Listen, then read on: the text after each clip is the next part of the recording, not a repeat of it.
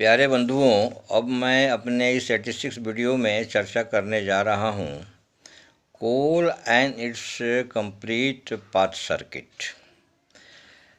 इसमें चर्चा करेंगे कोल कहाँ से रिसीव होता है और जलने के बाद फिर कहाँ निकल जाता है, इसके बारे में चर्चा करूँगा। तो कोयला तो हमको निकलता है, ट्रैक हपर में रिसिप्ट होता है। ट्रैक हपर रिसिप्ट होने के बाद जो है वो डिफरेंट सेट्स ऑफ कन्वेयर की मदद से क्रशर में आ जाता है। क्रशर में क्रश होने के बाद -30 mm साइज क्रश होने के बाद फिर दो जगह जाता है। एक पहला कोल स्टॉक यार्ड में जाता है, दूसरा कोल बंकर में जाता है। कोल बंकर में जाने के बाद कोल बंकर के नीचे रॉ कोल फीडर लगे होते हैं। रॉ कोल फीडर की मदद से ये चला जाता है कोल मिल में पल्वराइजेशन के लिए।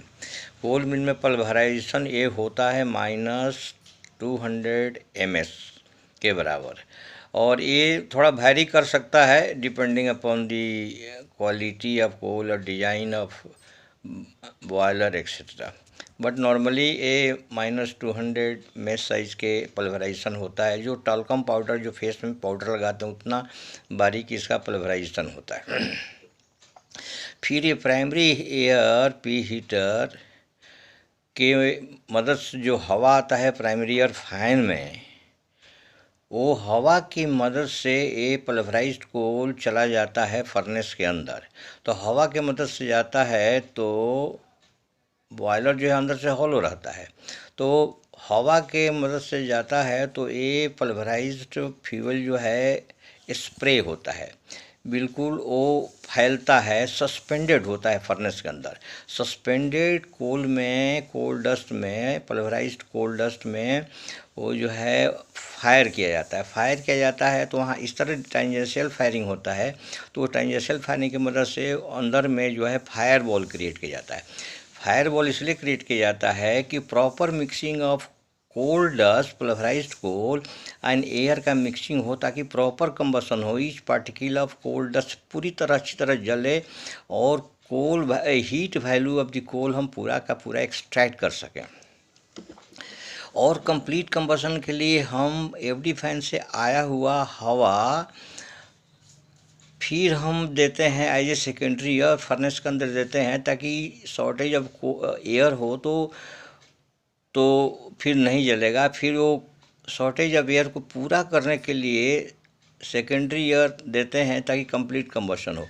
इस तरह in all respect hot air की मदद से, कंप्लीट मिक्सिंग की मदद से हम कंप्लीट कंबशन इंश्योर करते हैं ताकि हीट वैल्यू जो कोल्ड डस्ट का है उसको एक्सट्रैक्ट किया जा सके।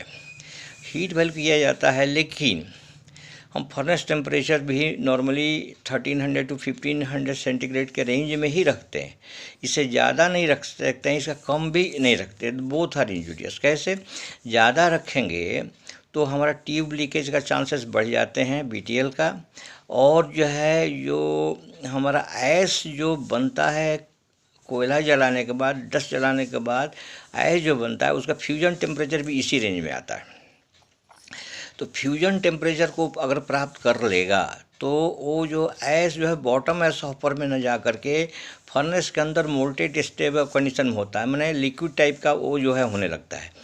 वो जो है कोल डस्ट यानी ऐश जो है लिक्विड टाइप का फॉर्म में आ जाता है।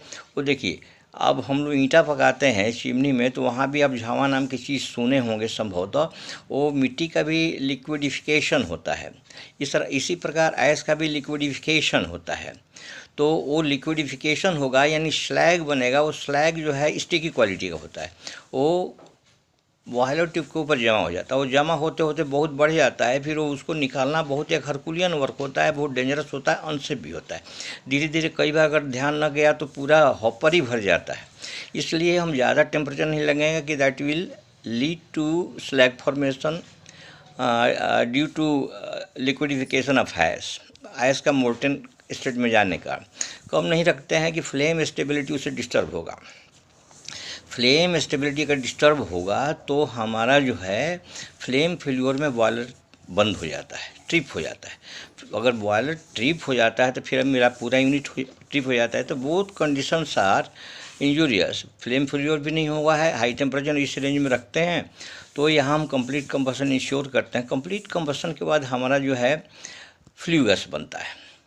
फ्लू गैस बनता है तो फ्लू गैस में आपको डस्ट पार्टिकल बहुत रहते हैं, भरा हुआ रहता है, और डस्ट पार्टिकल के साथ एयर भी बहुत हाई टेम्परेचर पर गर्म रहता है। तो एग्जिट टेम्परेचर जो होता है फर्नेस से वो नियर अबाउट 200 के आसपास होता है। वो निकल करके फ्लू गैस जाता है, फिर रीहीटर में जाता है। रीहीटर में स्टीम को गर्म होता है। स्टीम वो कहाँ से आता है?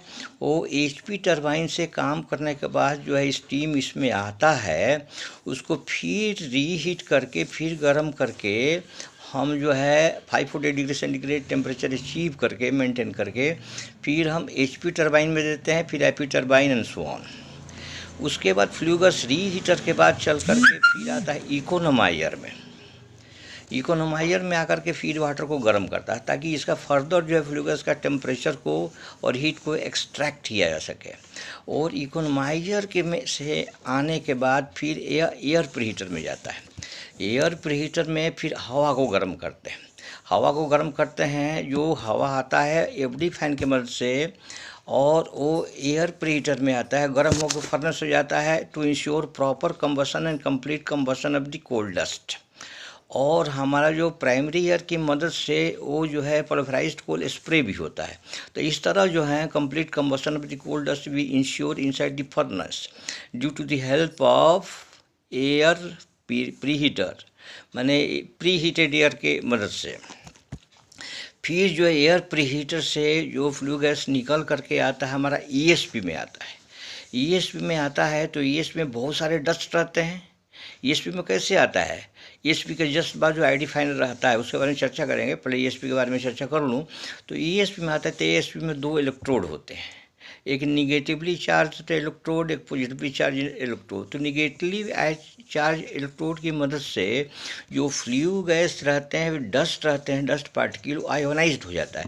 आयोनाइज्ड हो करके वो पॉजिटिवली चार्ज्ड दिस इलेक्ट्रोड के पास में कलेक्टर रहता है। उस कलेक्टर के ऊपर एक कोल डस्ट जो है इकट्ठा हो जाता है। कलेक्टर के ऊपर कोल डस्ट जब इकट्ठा हो जाता है तो उसको रैपिंग मैकेनिज्म में से डिसलॉज करके, झाड़ करके उसको नीचे गिराया जाते हैं। तो ईएसपी हॉपर में जमा होता है। ईएसपी हॉपर में जब जमा होता है तो उसको हम निकाल करके बॉटम ऐश हॉपर फ्लशिंग ऑपरेटर्स की मदद से उसको हम स्लरी पंप हाउस में भेज देते हैं, पानी से पतला करके, या फिर वैक्यूम पंप के मदद से या वैक्यूम एयर के मदद से फिर उसको हम दूसरे ऐश हॉपर में ले जाते हैं। वहाँ से हम ट्रक के द्वारा ब्रिक फॉर्मेशन के लिए भी डिफरेंट फैक्ट्रीज को और ब्रिक बनाने वालों को देता है, नहीं तो आइस पाउंड में भी जमा किया जाता है। डिपेंडिंग अपॉन दी रिक्वायरमेंट उसका यूज़ किया जाता है और रखा जाता है। उस फ्लू गैस को ईएसपी से फिर निकलता है, निकल करके आईडी फैन जाता है। आईडी फैन ही कंप्लीट फ्लू गैस को खींचता है अपने पास, खींच करके एक चिमनी में डिलीवर करता है। जब चिमनी में डिलीवर करता है तो चिमनी में नेचुरल ड्रॉप तो रहता है, क्यों? चिमनी के टॉप में एटमॉस्फेरिक लेस रहता है, नीचे में ज़्यादा रहता है, तो नेचुरल ड्रॉप भी रहता है due to atmospheric pressure difference रहता है, तो उससे काम नहीं चलता है बड़े बड़े में, तो आईडी फैन लगाया जाता है। तो आईडी फैन की मदद से वो जो है फ्लू गैस को चिमनी के बाहर फेंका जाता है। चिमनी के बाहर फेंकते समय भी उसका temperature near about approximately 150 degree centigrade आसपास होता है। तो ये जो ईएसपी में हम करते हैं तो इसका जो एफिशिएंसी 99.99% माना जाता है। तो इससे क्या होता है कि हमारा पोल्यूशन कंट्रोल में कंप्लीट मदद करता है, और सराउंडिंग में जो एटमॉस्फेयर पोल्यूट नहीं होता, लोगों को रहने में तकलीफ और सुविधा नहीं होती। तो इस तरह जो है कंप्लीट जो है एक कोल का ये पाथ सर्किट है, जिसके बारे में आप लोगों से मैं चर्चा किया। और इस संक्षेप में एक लाइन और मैं बता दूँ कि इमीडिएट एक सेंटेंस में बता देता हूँ कि कंप्लीट सर्किट और क्या है। ट्रैक होपर से जलता है, क्रशर से होते हुए स्टॉक यार्ड में जाता है, बंकर में जाता है, फिर फर्नेस में आता है, फिर रीहीटर में जाता है, फिर इकोनोमाइजर में जाता है, फिर एयर प्रीहीटर में जाता है, ईएसपी में जाता है, आईडी फैन होकर के एटमॉस्फेयर में जाता है। This is the whole circuit. इसके साथ मैं वीडियो को विराम देने जा रहा हूँ। आप लोगों से निवेदन है, इसको लाइक करिए, शेयर करिए, सब्सक्राइब करिए, ताकि जिसको जानकारी नहीं हो या जानकारी लगने के दूसरे सेक्शन को लोग इंटरेस्टेड हों तो जान सकें, और जो नए लोग हैं उसकी हमें कुछ मदद कर सकूँ। इसी के साथ जो है थैंक यू वेरी मच। जय हिंद, जय भारत।